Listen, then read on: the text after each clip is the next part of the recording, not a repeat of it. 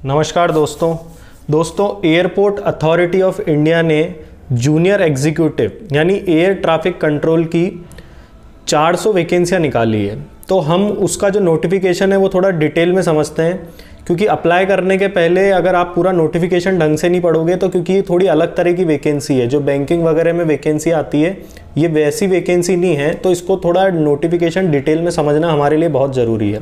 देखो, सबसे पहले एयरपोर्ट अथॉरिटी ऑफ इंडिया ने लिखा है name of the post junior executive air traffic control. इसका जो मिनिमम क्वालिफिकेशन है वो लिखा है full time regular bachelors degree of 3 years in BSc science with physics and mathematics, यानी आपके पास बीएससी होनी चाहिए रेगुलर मोड में, उसके अंदर फिजिक्स एंड मैथमेटिक्स आपका पढ़ा हुआ जरूरी होना चाहिए। अगर ये नहीं है तो कोई सी भी इंजीनियरिंग डिग्री आपकी चलेगी, बस physics and mathematics should be subject in any of the semester curriculum, यानी आपने किसी भी सेमेस्टर में इंजीनियरिंग के फिजिक्स और मैथमेटिक्स पढ़ा हो। इसके बाद वो ये लिखते हैं इसके नीचे, the candidate shall have minimum proficiency in both spoken and written English of the level of 10+2 standard, यानी एक 12वीं तक के बच्चे को जितनी इंग्लिश आनी चाहिए उतनी आपको लिखना और पढ़ना हर कैंडिडेट के लिए आना जरूरी है। The candidate shall have passed English as one of the subject in 10th और 12th स्टैंडर्ड, यानी या तो कैंडिडेट ने 10वीं में इंग्लिश पढ़ी हो या 12वीं में पढ़ी हो या दोनों में पढ़ी हो, तो वो दोनों तरीके से चलेगी, लेकिन आपको इतनी नॉलेज होनी चाहिए जो एक 12वीं तक के बच्चों में होती है। तीसरी चीज़ सबसे इंपॉर्टेंट है कि इसके लिए कोई एक्सपीरियंस नहीं चाहिए, यानी जितने भी फ्रेशर हैं जो ये एजुकेशनल क्वालिफिकेशन और इंग्लिश की नॉलेज रखते हैं वो इसके लिए एलिजिबल हैं।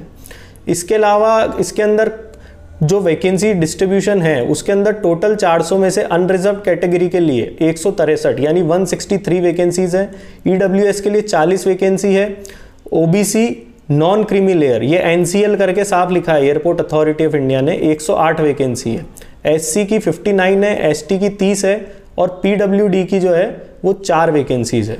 इसके बाद एयरपोर्ट अथॉरिटी ऑफ इंडिया ने लिखा है the number of vacancies is tentative and may increase और डिक्रीज, यानी ये वैकेंसी बढ़ भी सकती है और घट भी सकती है। हालांकि ऐसा बहुत कम होता है कि वैकेंसी घटे, तो अगर होगा चेंज तो बढ़ने का ही चांस ज़्यादा है।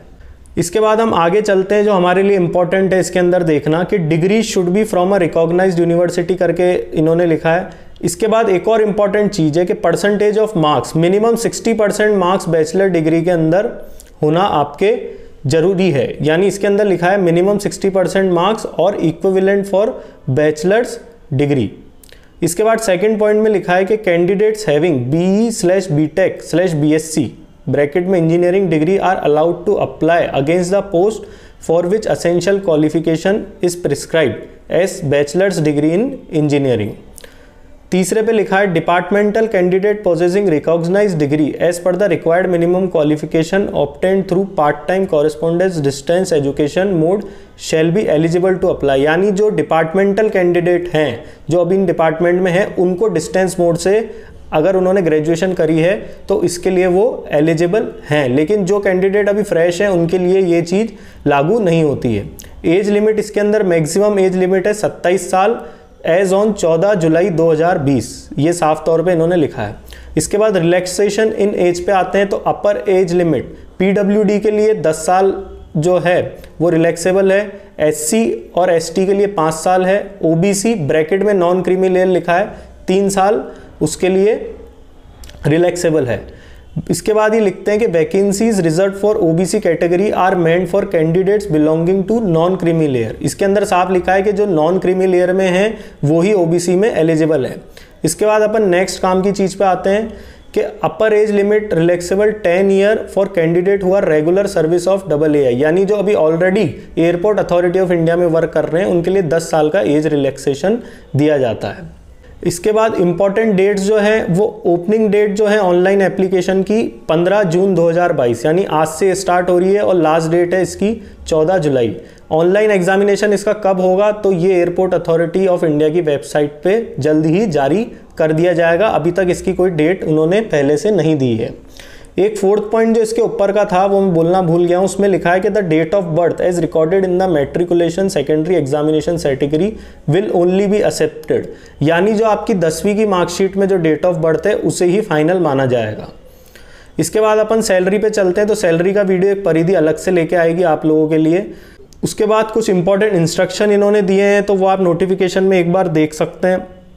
इसके बाद इन्होंने नोटिफिकेशन का जो 16वां पॉइंट है वो थोड़ा इंपॉर्टेंट है कि rounding off the percentage of marks will not be acceptable under any circumstances. ये मैं पॉइंट पढ़ रहा हूँ जो इंपॉर्टेंट इंस्ट्रक्शन का, आप देख सकते हैं जो 16वां पॉइंट है, इसमें ये लिखा है कि rounding off the percentage of marks will not be acceptable under any circumstances for consideration of appointment, that is 59.99 will be treated as less than 60। ये बहुत अच्छा पॉइंट है। कुछ बच्चे सोचते हैं कि 59.9 या 59.5 या उससे अबव आता है तो वो फर्स्ट डिवीजन में काउंट होगा, लेकिन इसके अंदर इन्होंने साफ लिखा है कि उसको 60% से नीचे ही काउंट किया जाएगा।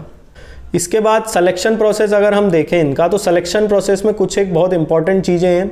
इसके अंदर लिखा है 5th पॉइंट आप देख सकते हैं कि ऑनलाइन एग्जामिनेशन होगा, will be followed by document verification, voice test होगा, क्योंकि ये ट्रैफिक कंट्रोलर की पोस्ट है तो जाहिर सी बात है कि इसके अंदर आपकी आवाज़ का टेस्ट होगा, and background verification. Candidate will also be tested for psycho active substances before employment. ये कुछ ड्रग रिलेटेड टेस्ट होंगे जो आपको वहाँ देने होंगे। ये 6th पॉइंट में इनका पूरा जिक्र किया है ABCDEF करके।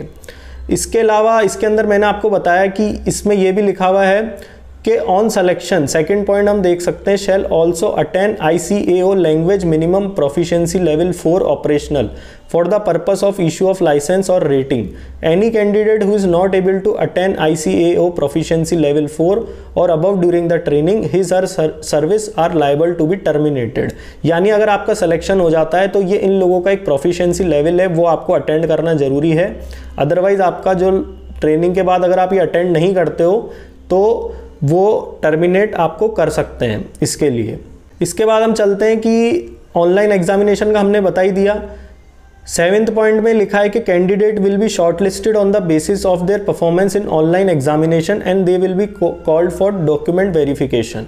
उसके बाद 8th वाला जो पॉइंट है उसके अंदर इन्होंने लिखा है कि roll numbers of the candidate shortlisted for document verification voice test will be declared on AAI website, यानी एयरपोर्ट अथॉरिटी ऑफ इंडिया की वेबसाइट पे ये सारी चीज़ें डिक्लेयर कर दी जाएगी।